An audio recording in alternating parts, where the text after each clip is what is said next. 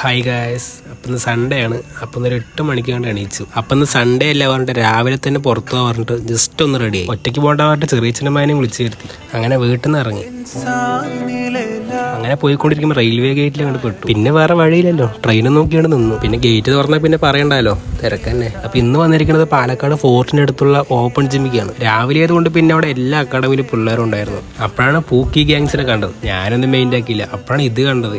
ഇയാൾ ഈ വയസ്സായ കാലത്ത് ഇങ്ങനെ വർക്കൗട്ട് ചെയ്യുമ്പോൾ നമ്മളൊക്കെ ഇരുന്ന എന്താ ചെയ്യാലേ. ആ ഇൻസ്പിറേഷനിൽ ഞാനും പോയി 10 പുള്ളപ്പ് പിടിച്ചു. പിന്നെ കുറച്ച് റെസ്റ്റ് ചെയ്ത് കുറച്ച് പുഷ് ചെയ്തു. അപ്പോഴാണ് ശ്യാമള സാറിനെ കണ്ടത്. സാറിനിൽ കുറച്ച് വർത്താനം പറഞ്ഞിരുന്നു. പിന്നെ ഇങ്ങനെ വർക്കൗട്ടൊക്കെ കഴിഞ്ഞു. പിന്നെ ചെറുതായിട്ടൊന്ന് പോസൊക്കെ ചെയ്ത് ഷോ ഒക്കെ ഇറക്കി എല്ലാം അവിടെ നിന്ന് ഇറങ്ങി. പിന്നെ ഇങ്ങനെ വീടെത്തി. വിശന്നിട്ട് എന്നിട്ട് അടുക്കളയിൽ പോയി നോക്കുമ്പോഴാണ് അമ്മ എന്തോ ഒരു സാധനം ഉണ്ടാക്കി വെച്ചിരിക്കുന്നത്. അതെന്താണെന്ന് അമ്മയ്ക്ക് തന്നെ അറിയുള്ളൂ. അതുകൊണ്ട് ഞാൻ കഴിച്ചില്ല. അപ്പം അങ്ങനെ വിശന്നിരിക്കുമ്പോഴാണ് ഗ്രൂപ്പിൽ ഇമ്പോർട്ടൻ്റ് ആയ ഒരു മെസ്സേജ് കണ്ടത്.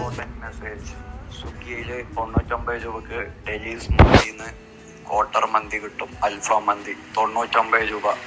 വേണമെങ്കിൽ ഓർഡർ ചെയ്തോ. ഞാൻ 3 ഓർഡർ ചെയ്തിട്ടുണ്ട്. സെറ്റ്.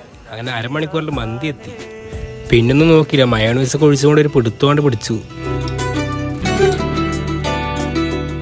വിശപ്പ് കൊണ്ട് ഞാൻ ആ കോയിനെ പീഡിപ്പിച്ച് വന്നു. മന്തി കഴിച്ചാൽ പിന്നെ പറയണ്ടല്ലോ, ഇരവഴിഞ്ഞ പാമ്പിനെ പോലെയാണ്, അനങ്ങാൻ പറ്റില്ല. അപ്പം പോയി ഒന്ന് കടന്നു. സുഖമായിട്ട് പോയി ഉറങ്ങാൻ പറഞ്ഞു കഴിഞ്ഞാൽ എൻ്റെ വെടിവെക്കൽ കാരണം എനിക്ക് ഉറക്കവും വരുന്നില്ല. എൻ്റെ ഉറക്കവും പോയി. അപ്പം ശരി.